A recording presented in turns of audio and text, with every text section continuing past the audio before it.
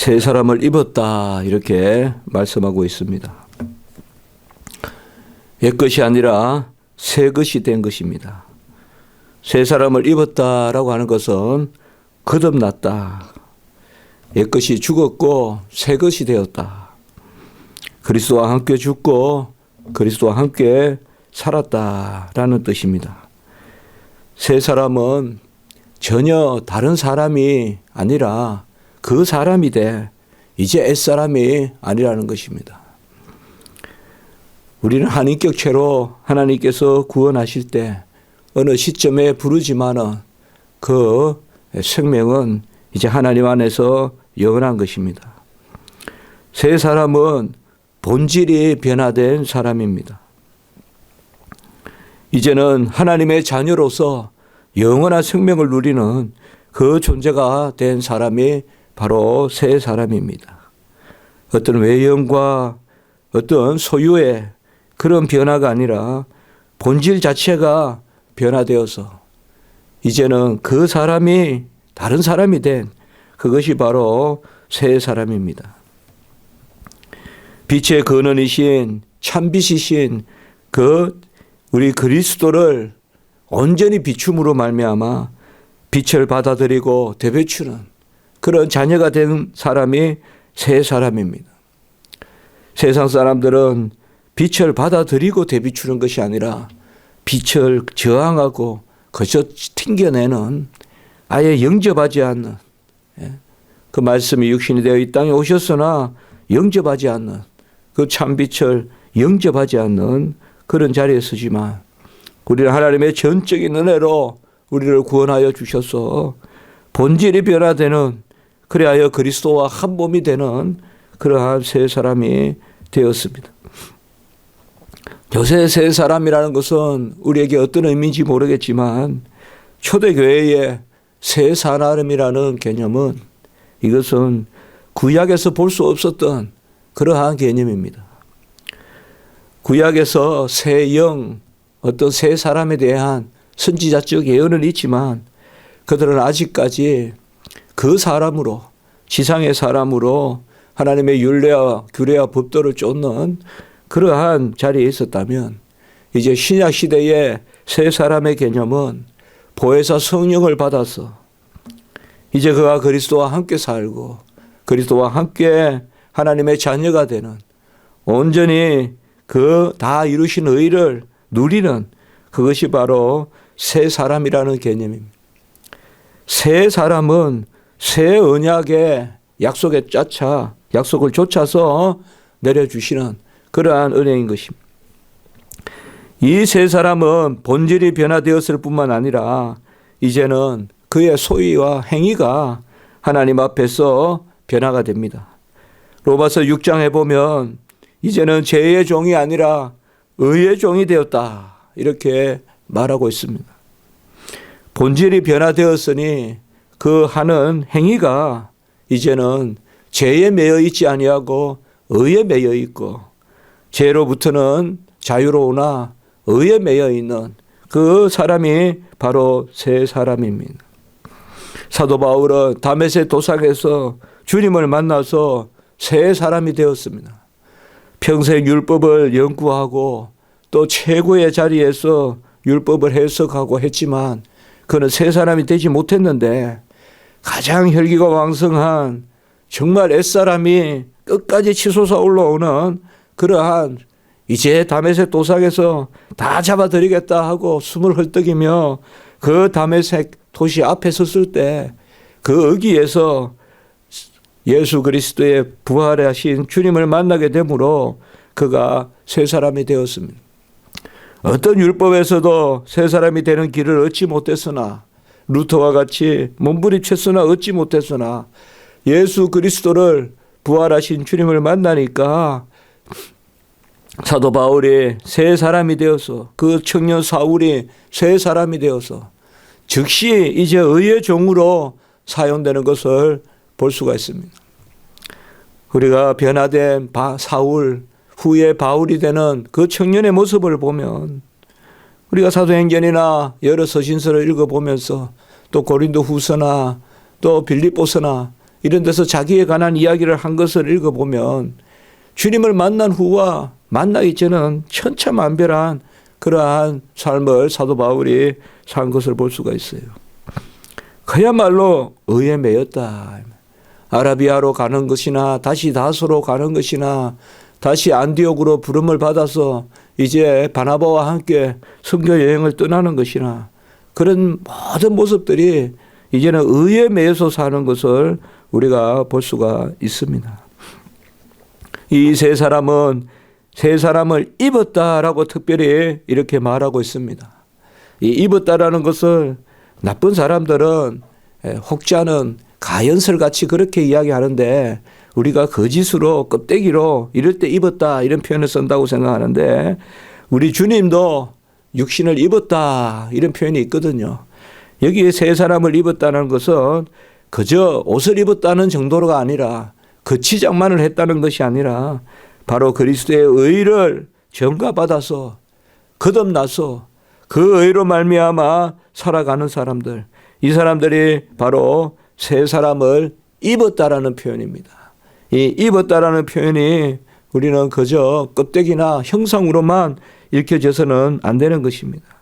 주님이 이 땅에 오셔서 모든 고난을 다 당하시고 모든 율법에 다 순종하셔서 행하심으로 그 의를 우리에게 우리 것으로 전가해 주심으로 이제 우리가 그 세 사람을 입고 이제 그리스도와 접붙임 받아서 이제 그리스도의 향기요 그리스도의 그러한 편지요 빛이요 소금으로서 우리가 살아가게 되는 것입니다. 이 세 사람을 입은 것을 초대교회 이후로 재창조다 이런 표현을 씁니다. 오늘 보면 자기를 창조하신 이의 형상을 따라 지식에까지 새롭게 하심을 입은 자니라. 우리는 이것을 원창조로의 복귀라고 생각해서는 안 됩니다.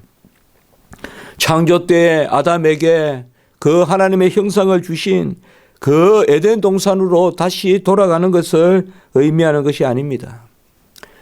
다 얻었지만은 한 가지 그는 아담은 에덴 동산에서 바로 선과 악을 알게 하는 지식으로 시험이 들어서 하나님이 하지 말은 것을 했습니다. 금한 것을 했습니다. 그는 지식이 충만했고 먹을 것도 많았지만은 무조건적으로 거역하는 사탄의 게임에 빠져서 그 죄를 짓고 말았습니다. 오늘 10절에 특별히 보면 지식에까지 새롭게 하심을 입었다. 이것과 하나님을 창조하신 형상이 함께 나오는 것을 우리는 주목할 필요가 있습니다. 물론 지식이 가장 우리를 얽으면은 마지막 족쇄라고도 할 수 있습니다. 사람은 아는 것에 대해서 잘 바뀌지 않습니다. 내가 어릴 때부터 가지고 있었던 고정관념, 내가 가지고 있었던 어떤 가정의 규례, 내가 살아왔던 삶의 방식 이런 것은 좀처럼 좀 바꾸려고 하지 않습니다. 그것은 어쨌든 가지고 있으면서 신앙생활 하려고 하고 그것이 어느 순간 불쑥불쑥 튀어나옵니다. 교회 모임에서도 또 하나님 앞에 기도할 때도 불쑥불쑥 옛지식이 튀어나오는데 오늘 말씀에 보면 지식에까지 새롭게 하심을 입었다. 사실이 지식에 걸려 넘어졌거든요. 아담이. 이제 세 사람은 지식조차도 아담을 뛰어넘어서 지식조차도 새롭게 함을 받는. 그래서 내가 아는 것조차도 하나님께 맡기고 하나님이 알려주시는 한에 있어서 안다. 그리하여 계시다. 계시라는 것이 뭡니까? 하나님이 지식의 근원이시고 하나님이 먼저 말씀하시고 하나님이 먼저 알려주시니까 우리가 아는 거. 하나님이 자신을 드러내시는 것이 계시거든요. 그래서 오늘 말씀에 창조하신 이의 형상을 따라 지식에조차 새롭게 함을 받았으니 사실 이것은 원창조의 그러한 형상, 아담의 타락전 형상보다 훨씬 우리가 승한 더 높은 바로 아담이 어겨서 이루지 못했던 그 영생을 이제 우리가 얻는 그것을 오늘 우리에게 말씀하고 있습니다. 이런 것을 우리가 초대교회 문건이나 이런 데 보면 재창조다 이렇게 말하고 있는 것을 많이 볼 수가 있습니다. recreation, recreatio, 재창조란 말을 우리가 저도 책에서 몇 번 이런 것을 재창조란 말이 과연 있나 생각을 했었는데 초대교회 문건에 보니까 이러한 것들이 나오는 것을 제가 몇 차례 읽어본 적이 있습니다. 재창조는 원창조보다 뛰어난 것입니다. 재창조는 거듭나는 것입니다. 재창조는 지식에조차 새롭게 함을 얻는다.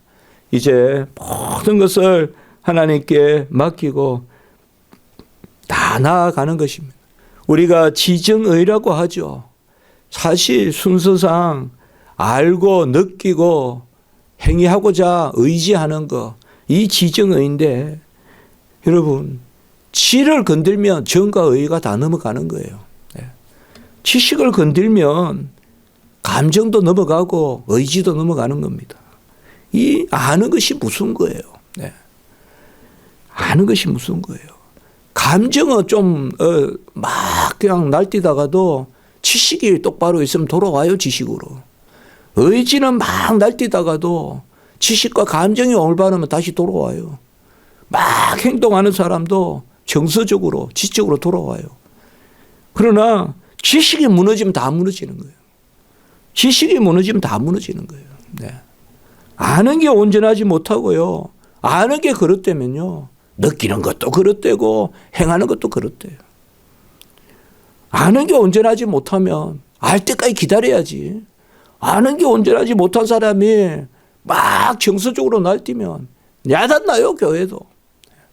지식이 온전치 못한 사람이 그저 정에 못 이겨서 감정에 못 이겨서 정서 가지고 뭘 봤니 어쩌니 좋니 싫니 뜨겁니 차니 그런 정서에 빠져 있으면 교회가 안 돼요. 또 지와 정이 온전치 못한 사람이 의지만 가지고 뭘 하겠다고 나서면 이건 정말 위험한 거예요. 이건 정말 위험한 거예요. 그저 그냥 낭떠러지로 그냥 강으로 뛰어드는 거와 다름없어요. 지식이 올바라야 돼요. 지식에조차 새롭게 하심을 받아야 돼요. 근데 이 지식이 잘 안 바뀐단 말이에요. 지식이 잘 안 바뀌어요.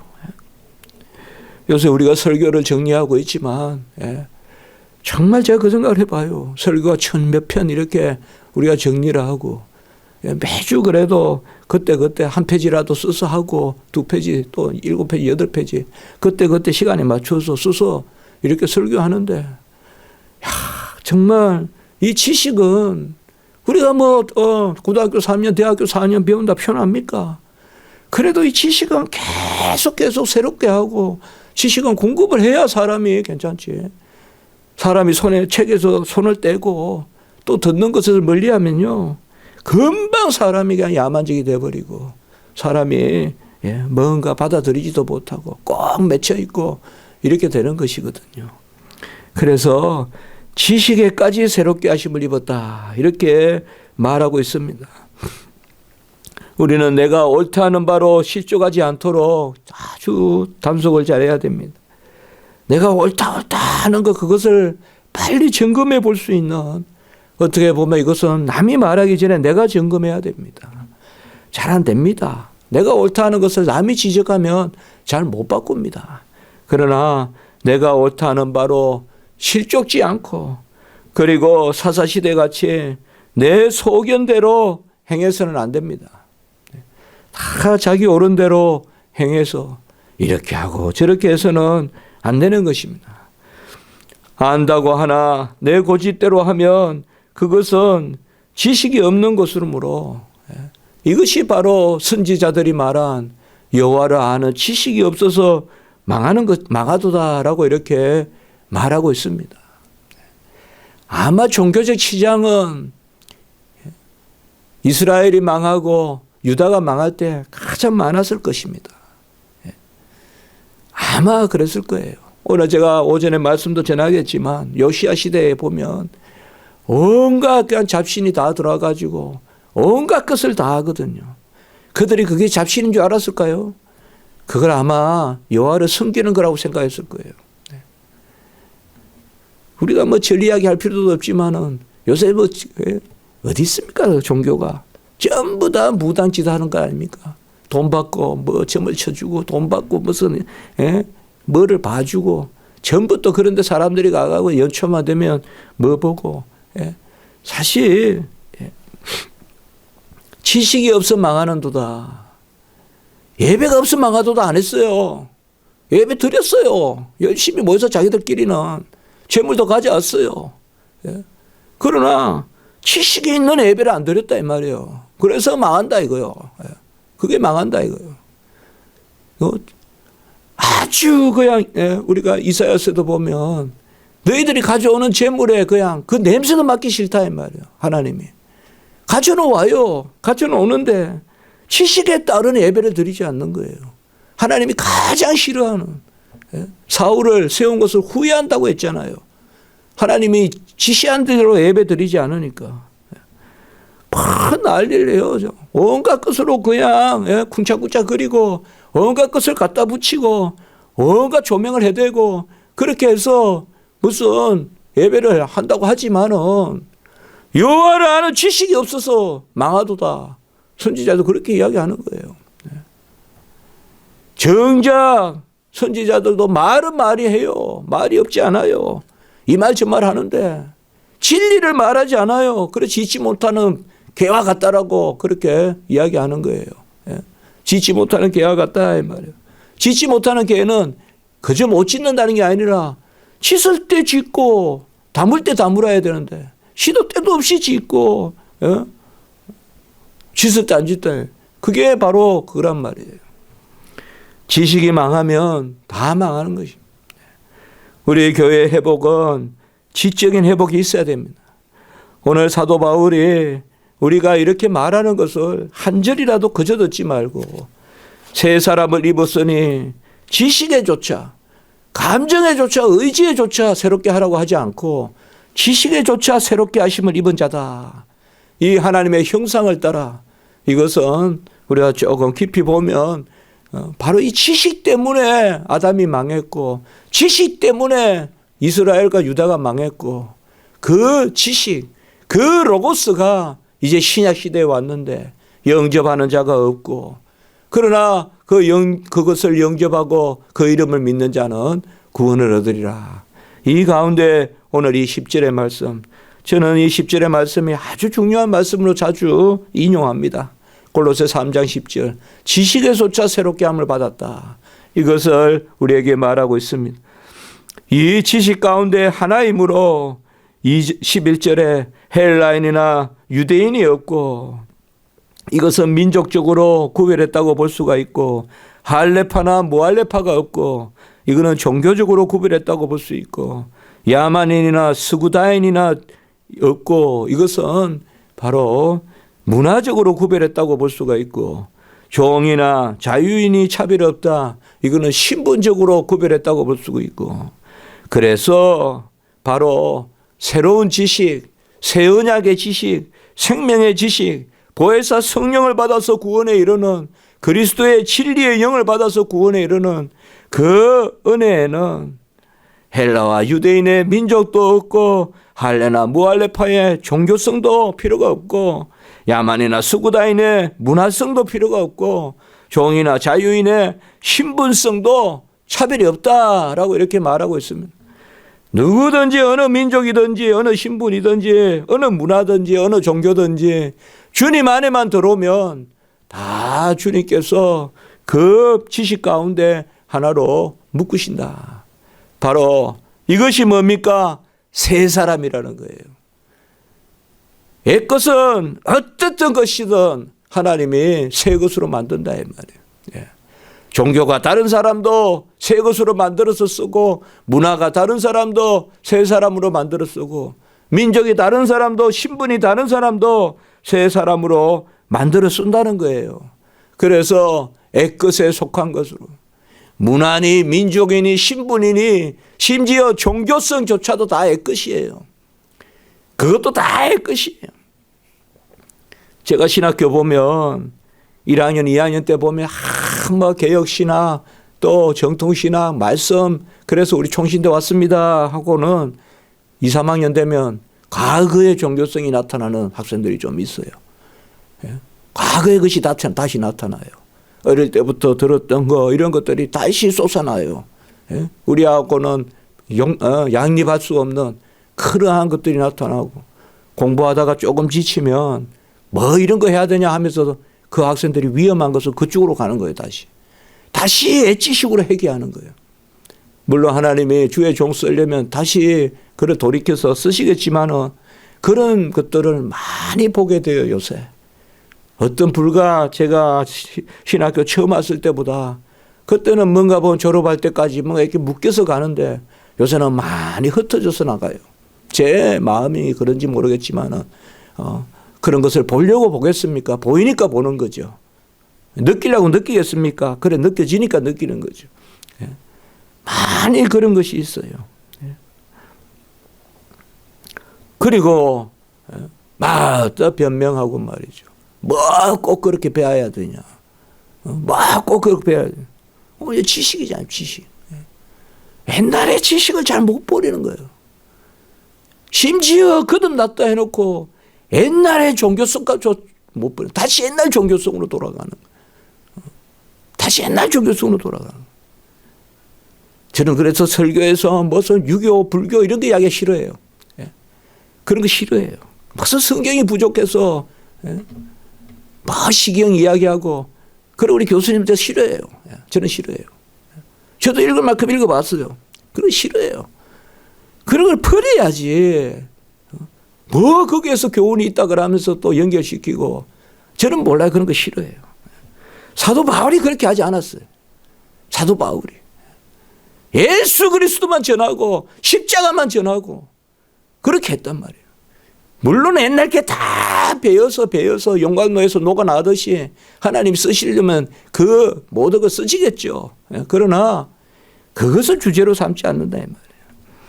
오늘 말씀의 마지막, 그리스도가 만유시여 만유 안에 계시니라.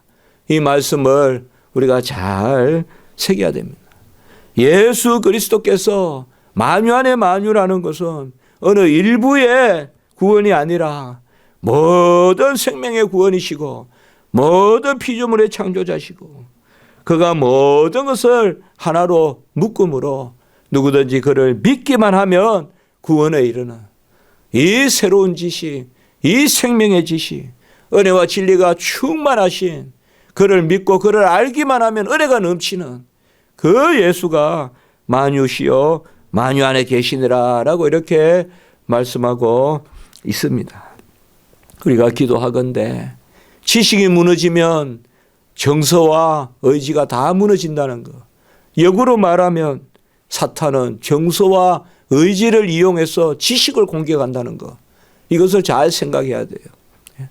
저는 마음이 찬데요. 꼭 그렇게 가르치셔야 됩니까? 이런 게 그런 표현이에요.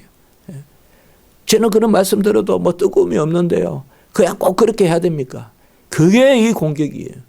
감정을 들어서 지식을 공격하는. 이건 안 되는 거예요, 여러분들. 이건 절대 안 되는 거예요. 하나님의 지식의 말씀을 있는 그대로 믿으면 내가 유기적으로 정서적으로 감화되는 거지, 내 정을 들어서 지식을 들썩날썩거리면 그것은 안 되는 거예요, 여러분들. 말씀 전하는 자도 마찬가지예요. 지식만 전하면 되는 거예요. 여호와를 아는 지식만 전하면 그 가운데 정서도 있고 그 가운데 순교로 나아가는 의지도 생기고 그렇게 되는 거지. 의지 들어서 말씀 바꾸려고 들고 감정 들어서 말씀 바꾸려고 들면 안 되는 것이에요. 그것이 바로 이스라엘이 패망하는 모습이에요. 기도드리겠습니다. 거룩하고 자비로우신 하나님 아버지, 정말 이 지식을 버리기가 어려운데 정말 아버지여 우리 몸에 표범의 얼룩같이 진하게 새겨져 있는데, 여호와 하나님, 그리스도의 진리의 영을 받지 않으면 우리가 이것을 지어낼 수 없을 줄 믿습니다. 지식에조차 새롭게 함을 입었다고 말씀하셨사오니 하나님 아버지, 예아니어가 분명하고 반듯한 신앙생활을 하게 하시고 하나님의 말씀을 1.1핵도 가감 없이 받고 우리는 변화시키나 말씀은 그대로 두는, 자기는 변화되지 않고 말씀만 뺐다 넣었다 하는 바리새인과 서기관들 자리에 서지 말게 하시고 오직 하나님 아버지 나를 쳐서 복종시키고 말씀을 그대로 두는 그런 저희들 되게 해주시고, 그런 우리 교회 되게 해주시고, 그런 한국교회 되게 해주시고, 이 시대가 지식이 없어 망하도다 아버지의 그 선지자의 음성을 다시 듣게 하시고, 우리 주의 종들이 짓지 못하는 개와 같다고 질책받았던 그 선지자들의 음성을 기억하게 도와주시고, 아버지여 진리의 말씀이 오늘 이 주일날 한국교회 강단마다 흘러넘칠 수 있도록 주님 도와주시옵소서. 구주 예수 그리스도 이름으로 감사하며 기도드리옵나이다. 아멘.